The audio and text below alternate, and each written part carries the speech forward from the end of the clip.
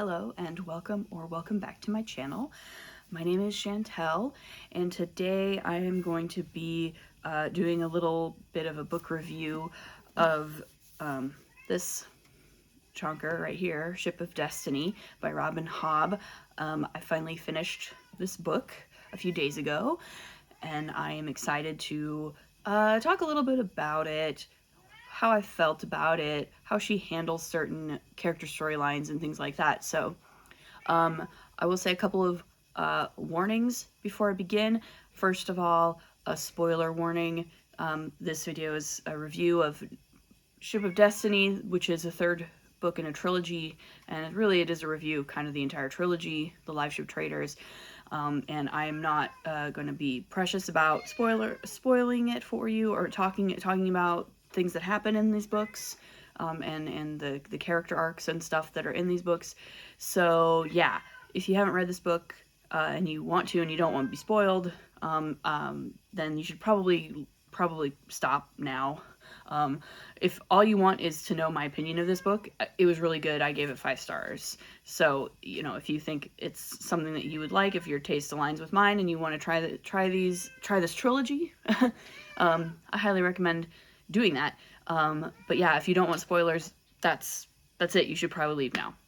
So the other warning I'm going to provide is a trigger warning or content warning of sorts, because there is some sexual assault in this book, and I'm going to be talking about the use of sexual assault as a sort of trope in this book and as a plot device, as a, you know, in fiction, right? I'm going to be talking about the use of sexual assault in fiction, if that's something that potentially could trigger you or upset you, or that you would not like to hear about, then you also might want to give this video a skip. But I'm a grown-up. I read books for grown-ups. Some of the books that I read have things like that in them, and I want sometimes to talk about how they're used, if I think it's done well or not, and that kind of thing. So those are the warnings, and now I'm going to actually talk a little bit about this book. So yes, Ship of Destiny is the final book in the Live Ship Traders trilogy by Robin Hobb, and it is excellent. I think this trilogy is very, very good. I will say there were maybe a couple of characters that I thought maybe got a little bit of short shrift in this book. I think the character of Cyrilla in particular had a lot of potential, and then it kind of petered out a little bit, and I was a little bit disappointed in that. I also do think Robin Hobb has this thing where she takes you on a really nice slow burn, and that's really good. I love that. I love a slow burn. I wouldn't be reading these books if I didn't enjoy heavily character-driven slow burn. But then she tends to, at least for me, it feels like she wraps up her stories very quickly in a very short number of pages at the end of the book. And sometimes it does feel a little bit abrupt. I had the same kind of feeling at the end of the Farseer trilogy as well, where I was like, I've been reading this super long book, and then she really wraps things up very quickly in like the last 50 pages, and I was kind of like, wow, that was kind of abrupt. All of this stuff that's been building up, and then she's just kind of like, oh yeah, and then this and this happened, and it was fixed. And that is the same kind of feeling I got at the end of this book as well, where it's like, oh right, and then the serpents went up the river, and now they're cocooned, and we're gonna have some dragons again, right? And it's like, wow, that's okay, sure. Yeah, we've been building up to this. I feel like that might be just a Robin Hobb thing, where she maybe isn't quite as interested in writing out the specifics of things that people are doing so much as she is in writing out the specifics of what people are thinking and feeling about what is happening, which again, that's kind of me. Like, I'm also the kind of person who, like, when I write a little fan fiction once in a while. Like, the fan fiction I write is pretty much entirely, like, very character driven. It's very much in the characters' heads. I'm really uninterested in writing like action scenes for their own sake. I'm much more interested in like getting into the heads of characters and like exploring their thoughts and feelings about what's going on, as opposed to actually like writing out the stuff that's going on. So I feel like that's kind of a Robin Hobb thing, especially by the end of this trilogy, where it's now happened to me twice, both at the end of the Farseer trilogy and at the end of this one, where she kind of wraps things up very quickly. It's not that it's not satisfying. I think all of the character arcs in particular are for the most part, are quite satisfying. But in terms of like the actual stuff that's happening, right, the action of the plot, it's kind of funny to get to the point where it almost feels like she's at a point where she has to be like, okay, oh yeah, right, now I have to like actually wrap all this stuff up and like tell you what's happened. And it's funny that she does that, because it's very much like a me thing too, because I'm like that too. So again, that's not necessarily like a bad thing. I think it's more of a personal preference thing. She clearly, you know. But yeah, so like the character Cyrilla, I thought had a lot of interesting potential. And then she kind of petered out towards the end in favor of more of like the Vestrits, right? The Vestrits are like the real sort of central grouping of characters in these books, and Cyrilla does kind of take a back seat pretty quickly to that, and I thought that was a little unfortunate. Another character that I would like to see more of in future, and I think this is more deliberate on Robin Hobb's part, which is Amber. I feel like Amber, by the end of this trilogy, is still very much an enigma. She's still very much a character that I feel like I don't know much about, and I really want to know more about. And I hope that she'll make more appearances later on in the series.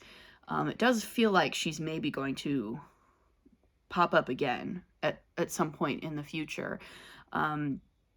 Several of these characters will probably, I assume, will pop up again at some point in the future. But yeah, Amber especially feels like one of those characters who I want to know more about her. I want more of her thoughts and insights into things. So yeah, I think, you know, the character arcs that everyone is given in this book are generally quite good. Fitting the pieces together between Kennet, the live ship Paragon, and all of the sort of piracy stuff from the past, Egrot, and all of that was really interesting, and it feels really satisfying when all of those pieces sort of fall into place. And I really like when a story does that, where you sort of have all these various pieces and you're not sure how they connect, but then they do connect, and they connect very well and very neatly at a certain point, and it's like, oh, I get it now. I really enjoy that. So it's also why I'm really enjoying the sort of the gradual world building that we're going through with these books. Both, again, through all 6 of them now that I've read, as we sort of build up to, I feel like I'm learning more and more about the world in a very organic way, about the Elderlings and the Serpents and the Dragons and how it all fits together, right? I feel like this trilogy is the one where we really get a lot of the lore dump, right? The Farseer trilogy was very much more focused on the politics of that kingdom, and the dragons, the Elderlings or whatever, were kind of a side quest, but in this one it really very much became about the dragons and the Elderlings and what they were, what they are, what they maybe will be in the future. So that was really fun. And I think, Tintaglia the dragon becomes a really interesting character when she finally does show up. Kind of a love-hate relationship there. I kind of feel Rain's ambivalence towards her in a lot of different ways. She can be a good ally, but she's also obviously quite arrogant, and yeah, she makes a really interesting addition to the sort of ensemble, and I really enjoy a good interesting sentient dragon. um, I think it's rare to come across a good sentient dragon that's not a Tolkien dragon. I really like Tolkien's dragons, and I appreciate what Robin Hobb is doing in a way that it's somewhat Tolkienian, her dragons, but they have their own special twists to them, and I really appreciate that.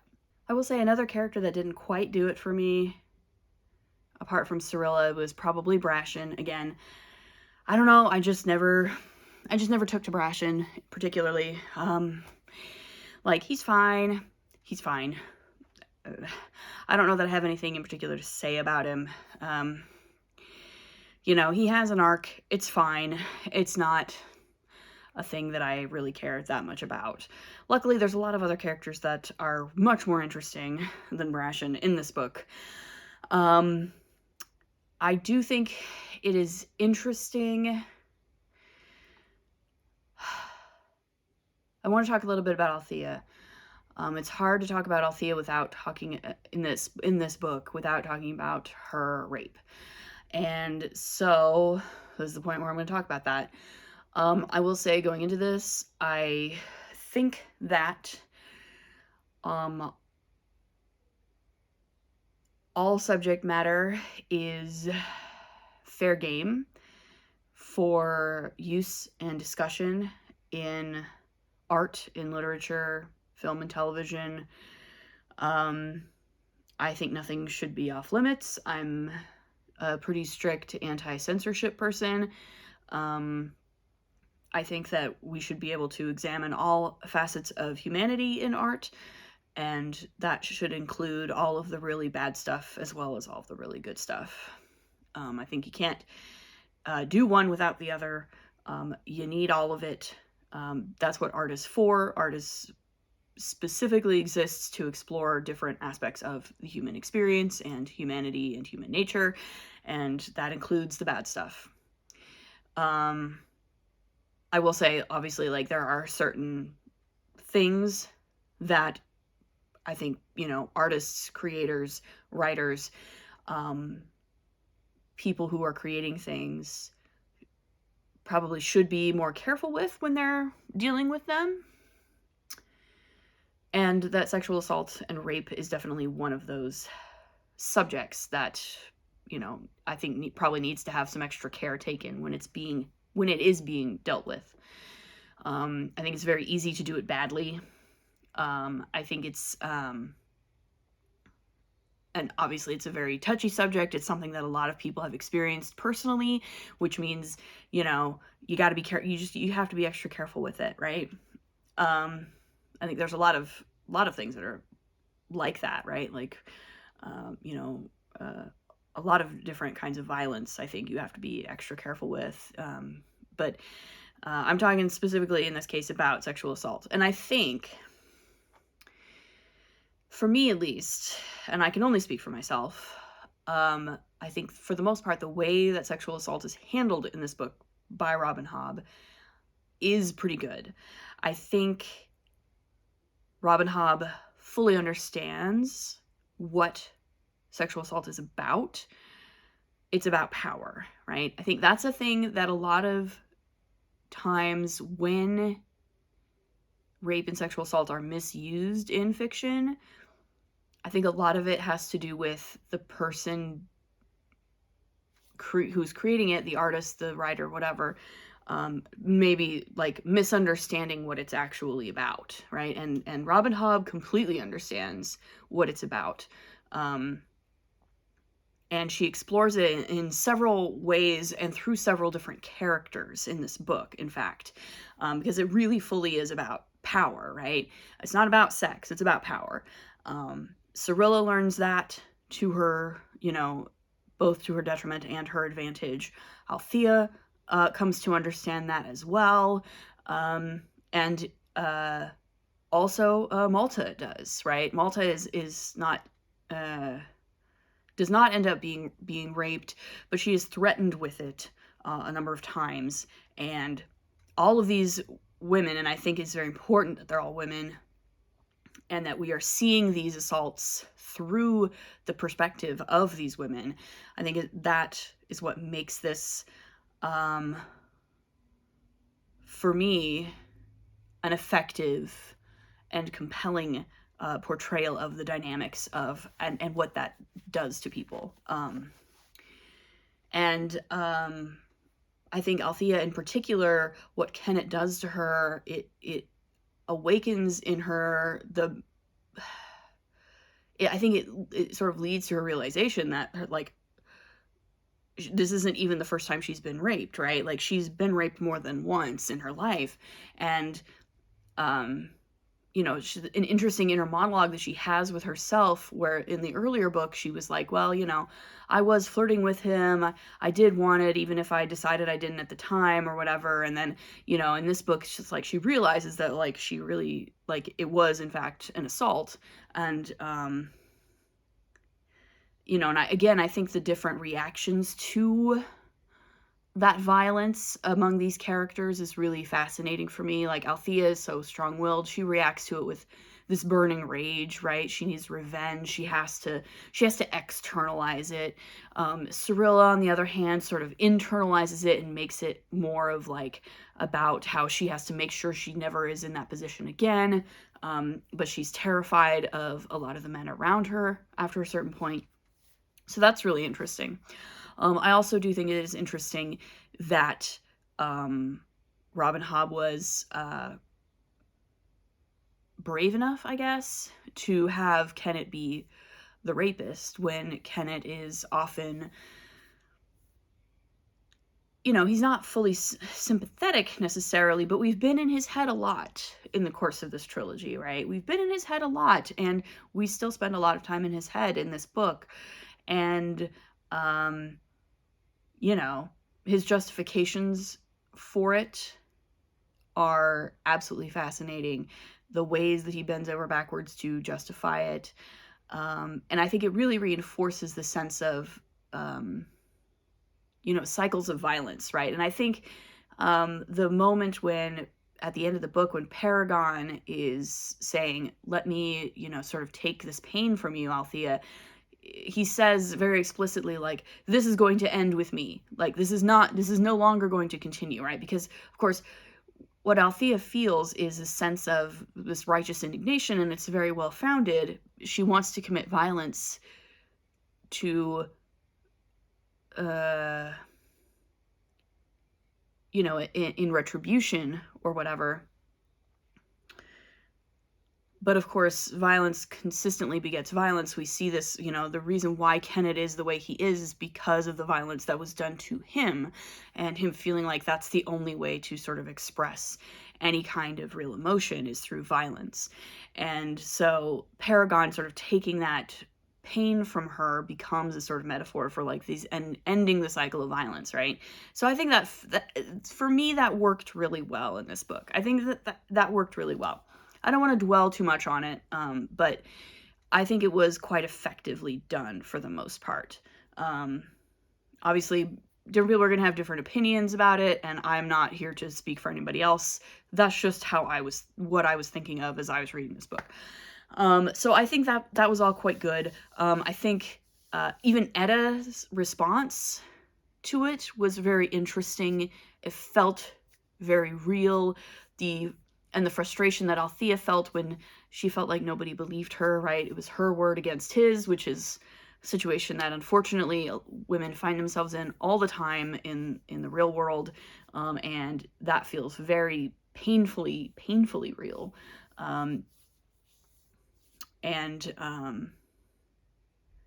Yeah, so that was interesting. And I also think, you know, it became an interesting part of Wintrow's character arc as well. The idea that this kind of violence affects many different people, right? It affects all these different people, not just Kennet the perpetrator and Althea the victim, but it also affects the people around them, right? It affects Althea's relationship with Brashen. It affects Althea's relationship with Wintro. It affects Wintro. It affects Etta, obviously. It affects Paragon. It affects Vivacia. It affects all of them in different ways and in different orders of magnitude. And again, I think that, like, that is it was very effective for me, right? It was very effective for me. I do really want to talk a little bit about Wintro and his character arc, because I think it's fascinating. And Malta as well. I think Malta and Rain have a really great storyline. I really like them as a pairing. Yeah, I don't know. I'm not sure that I have anything more specific to say about any of these, except that, yeah, I feel like Wintro's character arc was very satisfying to me. Malta's character arc was very satisfying to me. Even Kefria's arc felt very satisfying to me. Like, all of these characters, once again, we see, especially because, like, in the Farseer trilogy, it really is just about Fitz, right? Fitz is, like, the central character, and he is on an arc, and it's a very interesting one, and there's other characters on other arcs around him, but the focus really is on him. In this one, in this trilogy, we see a bunch of other characters, right? A bunch of other characters are all on these arcs, and we see all of them. And for the most part, I think Hobb is really good about interweaving them, making them fit together, making them come together in interesting ways, and having them end in a satisfying way, right? So for instance, Wintro, he at the end is sort of the leader of these pirates. He's sort of the acting king of the Pirate Isles at the end of the book, and he's the captain of Vivacia, and he steps into this role quite well. He's still very much Wintro. He still has a lot of these self-doubts. He's not sure of himself. He's still quite young, but he's clearly really come into his own. He understands much better his place in the world. He's very comfortable with where he's at. And it feels really organic. It feels really, it feels really satisfying. It feels very natural. It feels like a very natural progression of his character after all that he's been through. And yeah, similarly with Malta and with Rain, but especially Malta, everything that she's been through, so that by the time she is dealing with the satrap, Cosgo, you see, again, she's still very much herself. She's still very much Malta. She can be extremely charming. She's extremely charismatic. But she has learned how to use that to better ends than what she was doing, it's sort of in the beginning of the trilogy, when she was just sort of wrapping men around her fingers and sort of manipulating them. She still can be very manipulative if she wants to be, but she's doing it in a way that is much more productive and is much more mature, and she's much more emotionally mature. And it's wonderful to see that progression of her character through the course of the books. And most of the main characters in these books are like that. And that's really what I'm here for with Robin Hobb, is these fantastic character arcs. So yeah, this is a great book. I highly recommend it. And I don't know that I have anything else to say about it, except, yeah, it's just great. And I can't wait to start the Tawny Man trilogy. I actually have the next book on order, so it should be getting here in a few days. I'll probably start it pretty soon, but yeah. So that's my review of Ship of Destiny. Yeah, what do you think of this book? Was it really great? Are we excited to see more dragons in the world? And are we excited for more of Fitz and the Fool? I certainly am. I'm very excited to see them again. And yeah, my next video, I don't know if my next video will be my 2024 wrap-up, or if it'll be my sort of Criterion Challenge video. I'm not sure. I have several videos that I still want to make, so we'll see what I do. As always, if you like this video, feel free to hit the like button, subscribe to my channel, comment if you have something to say, and I'll see you in the next one. Bye.